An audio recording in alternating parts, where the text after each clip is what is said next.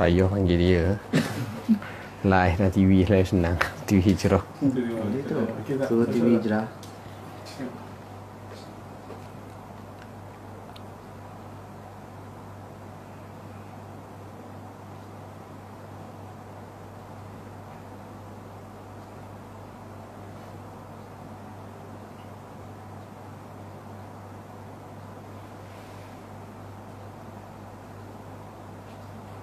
Itulah nak kontak dia.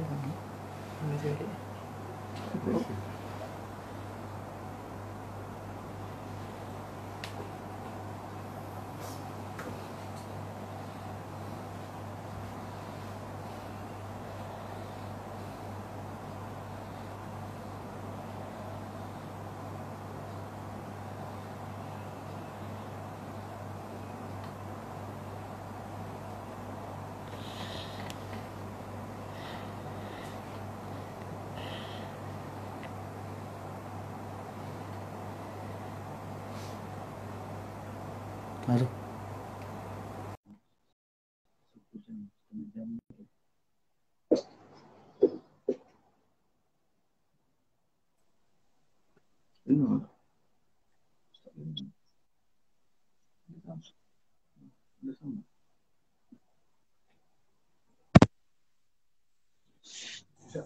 Baik, Datuk. Boleh cakap, Datuk? Dia dah dengar dah. Dengar dah? Dengar dah. Lain ni. Oh, tu kata ya Allah. Itulah. Mungkin kerana ramai sangat peminat ustaz, jadi line sestok sampai tak ada kita. Orang nak tengok Datuk tu. Tengok saya tapi sebenarnya ustaz. Ramai orang-orang kampung, orang-orang di sini pun dia sebut Ustaz Azhar. Kata kalau main line macam ni kena masuk TV Hijrah lah bersama. Oh, Datuk aja ha. Boleh.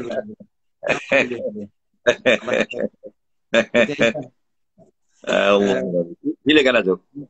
Amba nak tanya tadi, iaitu berkenaan dengan kalaulah PKP ni masih berlanjutan. Sampai Ramadan. Kalau ustaz sendiri duduk di rumah, macam mana cara nak menghadapi puasa dan mengisi bulan Ramadan tu? Kalau bolehnya lah, macam mana? Dan peluang kepada sahabat kita semua. Alhamdulillah. Jadi sepatutnya Datuk yang jawab. Tapi biarlah anak wek cakap. Tak apa, berenah lagi. Saya ni kalau ada Datuk depan orang-orang alim ni jadi lemah semangat sikit. Dah apa nak cakap. Pepatah Arab kata iza ja'al ma batalat tayammum. Bila air mari tayammum tak pakai rabah dah. Fikir jenazah kawit ni kena tayammum tu. Kena ustaz. Baik. Kalau kata sebut puasa tak ada masalah. Lebih baik kita berkurung. Nah, itu kelebihan ni. Dalam bala ada nikmat. Bila kita puasa tak ada PKP, kita tubik. Bila kita tubik, macam-macam benda lah kita jenis duduk mukhalatah ni, Japun orang ramai ni. Bukan kita duduk bukit, duduk keluar. Bila mukhalatah, bila pergi nak pergi beli kuih ke, nak pergi kerja ke apa ke, di pejabat, maklum sajalah. Datuk.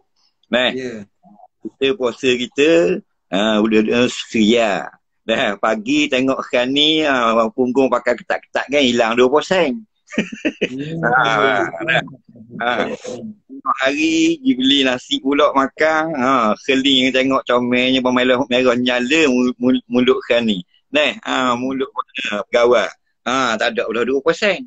Petang karang pula tinggal 6%. Bini suruh pergi beli timun Cina. Tukang jual timun Cina besar pada timun lagi. Jadi 80% situ habis. Jadi balik pada rumah hutang balik dengan Tuhan 2%. Jadi bila kita puasa kurung rasa-rasanya pahala kita kemah. Tak macam kita tubik lah. Tu kelebihan kurung PKP kita ni. Jadi orang yang pandang benda ni, benda akhirat, PKP ni dia rasa nikmat. Dia akan rasa betul wah puasa sikit lagi. Sebab tak tubik. Bila tak tubik, mata kita kena jaga. Mata kita boleh tengok potong. Betul dah pahala tu ada, puasa tu ada pahala. Tapi tengok potong. Hak tengok luar tu jarang hak tak kena potong, banyak kena potong tu. No. Tiano ni black dah seluar. Tak. Pinggang saya 40, pakai seluar saya 25. Lepas tu bit daging ketar-ketar kot pinggang. Dah. Dah. Kalau lupa saya cakap dah. Nah. Jadi kalau kurung alhamdulillah seronok rasanya. Bukan kita nak minta suruh kena kurung, tapi makna kita pun dah biasanya atas hati. Tubik boleh, tak tubik pun boleh. Hak ni boleh ada skor dia. Kita kena kurung alhamdulillah. Mata aku selamat. Mata selamat, pahala puasa kita selamat dari pagi sampai petang. InsyaAllah. Kemudian semayang tarawih. Semayang tarawih ni tak pelik. Nabi SAW kan, dia mula semayang di rumah. Semayang seorang di rumah. Kediam baru semayang jemaah. Ada balik pula semayang di rumah seorang. Jadi benda tu biasalah. Jadi dulu-dulu anak-anak kita tak semayang tarawih. Ni kita ada di rumah ni, anak kita semayang tarawih. Apa jadah molek depan orang tamu tu, kesok habis ini kerana kursi-kursi, semayang tarawih. Nak selawat, tamu selawat, kau pandai nak tazkirah ke apa, bila kita kumpul lagu ni, rasa-rasanya tak pelik mana. Sebab orang duduk kelepar nak pergi sejik, Saya ada sejik lagi sekarang. Jadi kita kena kurung gini, kita latih. Ajar anak-anak kita mayang tarawih, ajar anak-anak kita tazkirah, nak molek-molek ada. Cuma kita tak boleh nak iktikaf. Tak boleh nak iktikaf rumah. Jadi ulama' duduk keluar belakang dah. Bila kita ni memang duk buat sama, tiba-tiba ada uzur syar'i. Uzur yang diterima syarak. Kita tak pergi iktikaf, kita duduk di rumah pun, kita niat nak iktikaf tapi dia halangi oleh uzur, pahala sama macam kita iktikaf juga. Tak ada pelik sikit pun. Setiap kali Tuhan beri susah, bila orang beriman, tidak akan ada sia-sia. Mesti ada pahala, mesti kafarah dosa. Itu dah tu. Okey, satu lagi Ustaz sebagai contoh lah. Ini masalah tentang anak-anak kita. Anak kita, dia pemuda, dia kuat sangat duduk main WhatsApp, duduk main handset. Siapa dia duduk jaga handphone ni, siapa tinggal acara-acara lain. Kaum keluarga, ibadat dan seumpamanya, kata orang dia hanyut sikit. Kalau mereka sampai tahap addict yang tak boleh nak cerah tangga dengan handset ni, macam mana kita nak nasihat mereka pada bulan puasa ni supaya mereka baca Quran, boleh zikir, boleh semayang dan kurangkan tentang handset ni. Silakan Ustaz. Baik. Inilah satu di antara, jadi lumrah dah akhir zaman ni, satu teknologi yang menyebabkan ramai orang jadi lalat. Tapi kita tak boleh nak salahkan teknologi. Kita tak boleh nak salahkan nikmat ni, nikmat Allah. Dulu kita tak ada benda lagu ni, telefon itu pakai dengar suara je lah. Kalau anak tak balik, tak kena pergi cari, ambil lapu suluh pergi cari luar jalan. Ni senang. Halo, ada dua mana bang? Ada sini, balik. Tok lelaki pula dulu Allah, pada 2 hari tak jumpa. Tok lelaki pergi dua mana tak tahu. Ni senang ni, ada live streaming, ada macam-macam live location. Itu kan nikmat Allah. Yang Allah tak beri pada orang dulu, dia beri pada orang sekarang. Patut kita bersyukur. Syukur ni bukan alhamdulillah saja. Gunakan nikmat itu dengan cara yang betul. Itu pesan untuk anak-anak muda. Tua pun sama. Lebih kurang anak muda juga tua jadi. Kalau bak telefon. Dan ni tu lelaki tak boleh nak pergi jalan rata lah. Nak pelawak tak boleh dah, Datuk. Bini tanya ada dua tu bang. Ada surat ni. Beri live lah question. Kita kata kali untuk lelaki. Tak kata hidup surat. Jadi bila kita main apa saja pun atas diri kita. Lepas tu persediaan atas individu. Benih yang baik, kalau jatuh laut jadi pula. Jatuh laut dah jadi pula. Maknanya berilah teknologi apa pun, dia pandai guna. Dia tidak siapa badak semayang, main game saja siapa. Berhenti ngaji pondok. Ada budak berhenti ngaji pondok. Main game sedap sangat ni. Pun dia main PIBG. Ayah PIBG juga, anak PIBG juga. Siapa berhenti, siapa tak mengerti, siapa tak pergi surat. Kau duduk sebelah pula, siapa tak layang tu lelaki. Anak-anak rebah dah akad. Ayah main geng ni. Allah Rabbi. Anak rebah. Padahal kita kalau kucing tu jatuh lah lokang tu, sunat pergi akad. boleh datang. Anak ayam ciak-ciak jatuh lalakan tu sunat, kita akad boleh pahala. Anak rebah nungi kaki tak kata, kepala masuk dalam beledi. Ini geng. Tonyoh ke geng. Ayuh tu. Nak, ada macam mana. Nah, kita ketua keluarga. Sebab itulah berpada-pada. Apa benda pun berpada-pada. Bersokang berpada-pada. Handphone berpada-pada. Kita bukan ni, lahir ke dunia ni untuk main saja. Kita ni nak jadi ibadillah. Hamba-hamba Allah. Kita bangun di akhirat kaki, Allah kata hambaku. Allah lebih seronok lah kita. Nak jadi hamba Allah, takkan dengan telefon saja pagi, petang, siang, malam. Ambil masa. Ambil masa fikir bahawa nyawa kita ini bukan hanya dengan macam rotek kereta 6 bulan setahun, 6 bulan setahun. Nyawa kita ni sekali tarik, habis dalih nak nafas dah. Itulah hembusan yang terakhir. Nah, mana orang mati, handphone duduk tangan, terbuka lagi. 5 orang, 5 keluarga, IPT, langgar tembok. Handphone hidup lagi, ada lagu lagi, dedak. Tuang, bahan tanah habis. 5 orang. Nah, Allah lebih. Jadi kita ingat, jangan sampai kita larang. Handphone ini satu nikmat. Guna pada perkara yang baik pun boleh pahala. Buat baca Quran boleh pahala. Untuk share benda-benda yang baik pun boleh pahala. Tapi jangan sampai berlebih-lebihan. Sampai kerja kita pun kita tak cara mana dah. Rumah pun masing-masing dengan handphone sendiri. Sudah jadi suatu keluarga yang macam seolah-olah balok satu keluarga tu. Ada hal masing-masing, ada telefon masing-masing. Semoga kita lebih kekuatan oleh Allah dapat jaga benda-benda yang macam ni. Jangan sampai kita lemah, tenggelam, hanyut dalam nikmat handphone seperti ini. Itulah. Terima kasih. Bagus juga terangan tu. Cuma saya nak tanya sikitlah pengalaman Ustaz. Yang Ustaz ramai nak murid. Mungkin Ustaz ada dengar tak cerita masalah handset, duk main handset ni sampai bercerai laki bini, sampai punah rumah tangga, sampai cakap. Boleh tak Ustaz cerita umum pengalaman yang Ustaz tahu? Handset ni harta benda kita. Innama amwalukum wa auladukum fitnah. Sesungguhnya harta kamu tu dan keturunan kamu tu bukan makna mesti jadi fitnah. Kalau tak kena gaya, jadi fitnah. Ayat ni tunjuk dah. Dengan handset beribu-ribu, hak bini saja 3,000. Hak laki 4,000. Baloh. Pasal apa? Pasal saat ni lah. Kata kita tak pandai jaga. Syariat tak ada. Ngaji tidak. Ilmu tidak. Talaki tak ada. Tok guru tak ada. Ada handset. Apa benda jadi belaka. Ada laki dah. Berkenalan dengan laki-laki lain. Berkenalan. Macam-macam. Hak ni pula layan hak ni. Suami layan hak puang. Hak puang bini layan hak laki tu. Bini tidur, laki cek telefon. Laki tidur, bini cek telefon. Balah, bercerai-berai dan sebagainya. Ini semua fitnah. Bukan hakikat nikmat tu fitnah. Tapi dengan sebab kita, benda yang baik jadi fitnah. Nah, ramai. Saya pun jumpa dengan Qadhi, dia kata banyakkan kes handset. Dia terana bercerai. Nah, tengah cakap bini lagi pun tutup. Ada masalah tu. Sekarang bini akan cek. Ada suami pandai. Dia kata cek lah. Dia pakai nama lain. Bubuh nama lain. Kasih dia nama puang, bukan nama Ibrahim.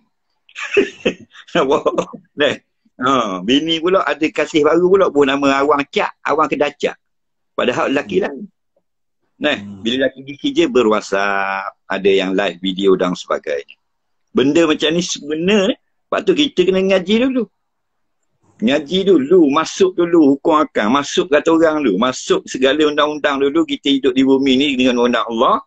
Buat marilah Gajah Wima pun insya-Allah kita ada kekuatan untuk balance, untuk jaga. Aku ni laki, aku ada laki dah, aku ada bini dah, maka tak boleh aku nak buat benda lagu ni. Kalau begitulah, kalau kita ingat sama, insya-Allah. Jadi harap-haraplah janganlah siapa bercerai-berai lagu tu. Berti-bertilah duk main siapa fitnah.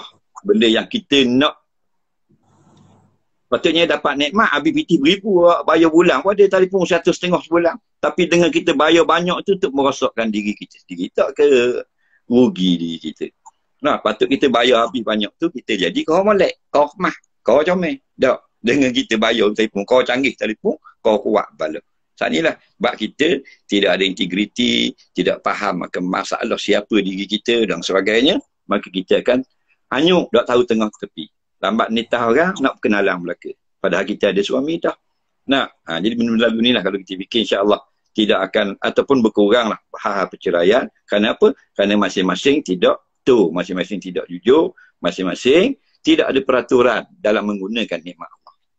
Gitulah tu. Terima kasih. Satu soalan, Ustaz kena betul sikit kepala Ustaz Minda Ustaz, sebab saya nak tanya soalan yang cepumah. Allah. Ni nak jerak ni. Tak jerak, tapi sekadar nak tahu. Ni ikhlas. Mungkin soalan ni mungkin akan jadi viral seluruh Malaysia dan seluruh dunia. Allah. Soalannya gini Ustaz. Kalau Ustaz jadi Menteri Agama Malaysia, Ustaz nak buat apa?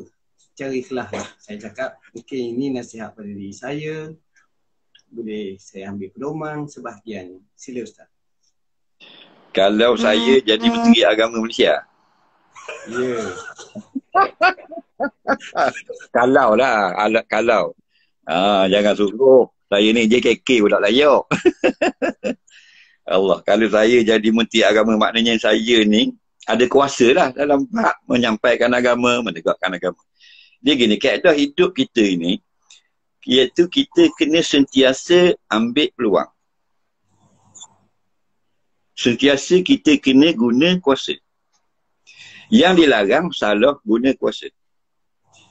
Bila kita ada kuasa, bermakna kita duduk pada satu keadaan yang sangat berpeluang besar. Dia kuasa ni penting kau. Kalau kau tak ada kuasa, kalau ada benda yang dia boleh buat, tapi banyak benda dia tak boleh buat. Macam penjaga maksiat. Kalau kita pergi nasihat apa semua, dia apa. Tapi kalau mari jabat agama, dia takut. Pasal apa? Pasal ada kuasa. Kalau kata jangan ramai orang balik ada rumah. Tapi kalau pulih mari, betul-betul rapak, sembol masuk dalam rumah. Jadi bila kita menteri agama, maknanya kita berkuasa.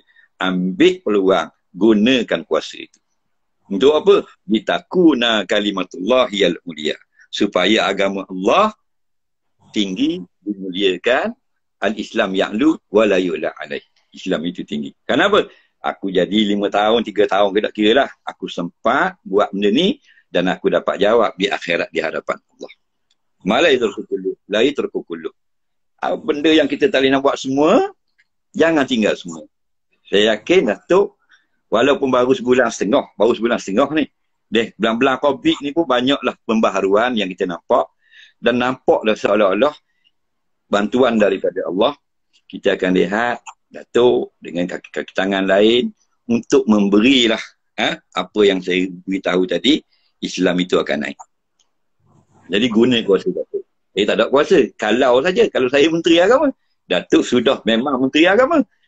Jadi Allah akan tanya di akhirat nanti. Membuat apa Datuk? Datuk kata saya gitu-gitu sajalah. Jangan. Guna kuasa kita untuk litakuna kalimatullah ulia. Agama Allah itu tinggi. Dan saya yakin Datuk faham. Kat mana Datuk nak buat supaya jadi tinggi, Datuk lebih arif. Kalau saya gitulah. Kalau saya Menteri Agama lah. Ada orang kalau saya Menteri, saya kahwin seorang lagi. Tidak. Ini Menteri Agama. Menteri Agama tak boleh kahwin ramai. Kalau saya Menteri Agama, saya akan guna kuasa apa yang saya ada supaya agama Allah itu naik. Bila agama Allah itu naik, orang kafir pun dapat tumpang nikmatnya. Sebab apa? Sebab bila agama Allah adil, bila adil itu duduk di atas, orang kafir rasa nikmat. Bukan kata orang kafir bukan Islam saja, binatang pun dapat tumpang rahmat. Bila agama itu duduk di atas. Jadi gunakanlah segala kuasa yang kita ada, buat apa saja, saya yakin agama Allah akan naik. Allah tak tanya takat mana naik, tapi Allah tanya kamu naikkan atau tidak. Itu saja. Jadi insya-Allah lah. Saya doakan Datuk ada kekuatan, bantuan dan pertolongan daripada Allah bersama semua kaki tangan kementerian untuk menaikkan agama Allah. Orang bukan Islam tak perlu takut. Sebab bila Islam naik, maksudnya orang bukan Islam tumpang rahmat, tumpang seronok, tumpang bahagia. Sebab benda yang baik. Islam ni yang baik. Rasuah tak ada dan sebagainya. Islam itu baik. Gitu Datuk. Ya, terima kasih banyak. InsyaAllah kita cuba satu cara yang lain lagi. Mungkin satu pentas untuk saya dengar pandangan, nasihat ke Sangkut Fadilah Ustaz Azhar. Jadi saya nak minta yang sebaik Ustaz untuk doakan kepada seluruh rakyat Malaysia dan negara kita agar selamat daripada COVID-19 dan juga sebarang bentuk fitnah, malapetaka. Allah hidupkan kita dengan aman dan damai. Saya persilakan Ustaz doa untuk kita semua. Bismillahirrahmanirrahim. Alhamdulillahirabbil alamin wassalatu wassalamu ala sayyidina Muhammadin wa ala alihi wa sahbihi ajma'in. Ya Allah, ya Tuhan kami, Engkau lebih mengetahui dengan apa yang berlaku di negara kami ini, maka hilangkanlah, hindarkanlah, jauhkanlah segala perkara yang memudaratkan kami, kerana kami berserah kepadamu pada hari ini, memohon sungguh-sungguh kepadamu. Ya Allah, tolonglah kami, bantulah kami dalam menghadapi masalah wabak penyakit COVID-19 ini, ya Allah. Kerana Engkaulah yang menurunkan penyakit, Engkaulah juga yang menghilangkan akan penyakit. Kami meminta ampun kerana dosa kami terlalu banyak kepadamu, ya Allah.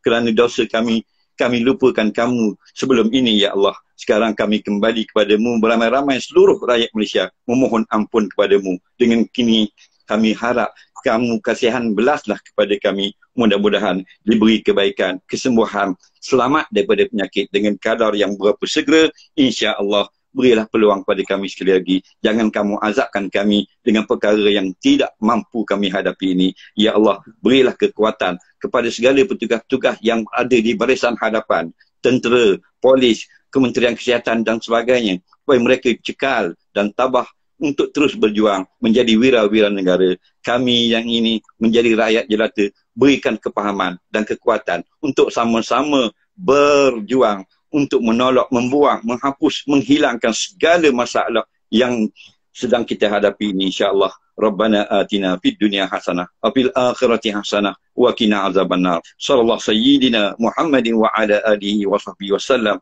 Walhamdulillahirabbil alamin. Saya dengan ini nak ucap terima kasih kepada Ustaz Azhar. InsyaAllah satu masa nanti kita bertemu dan kita boleh lagi berbicara bersama, insyaAllah. Jazakumullahu khairal jazaa. Amin. Terima kasih Datuk. Saya pun ucapkan terima kasih kepada Datuk kerana mencemar duli sudi menjemput saya untuk bersama dengan Datuk. Mudah-mudahan saya dipanjangkan umur untuk melihat kejayaan yang Datuk akan lakukan menaikkan martabat Islam di negara kita. Assalamualaikum warahmatullahi wabarakatuh. Waalaikumsalam warahmatullahi wabarakatuh.